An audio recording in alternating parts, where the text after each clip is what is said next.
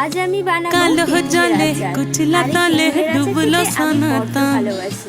দেখা আজ যাক সারা মায়ের না হাতে কাল সেই সারা না ছোট্টবেলার পাই স্বাদের যে তেঁতুলের আচার আমি দর্শন। বানাতে পারি কিনা। কালো কারণ জলে আমার মা তো কুচলা তেঁতুলের তলে আচার বানানোই ডুবলো বন্ধ করে দিয়েছে। সনাতন। কারণ আজ তেঁতুলের সারা আচার না মা কাল যখন সারা ছোটবেলায় না বানাতো পাই যে সেই আচার দর্শন। 1 থেকে 2 দিনের নদীর বেশি যেত ধারে না। কারণ চাষে আমি আর আমার বধূ ভাই মিঠাই দুজনেই সবার করো কাছে আজ। যেতাম। তারপর মা ঝিরি আমাদেরকে ঘিরি রেখে দিয়েছে বা তেঁতুলের কালো আচার দিয়ে নিয়ে বইছে বলতে। বারো তবে মাস। হ্যাঁ, আজ নদীর বিয়ের পর এই ধারে প্রথমবার চাষে বধূ শ্বশুরবাড়িতে বসে মিঠাই তেঁতুলের আচার করো বানাচ্ছি। আজ।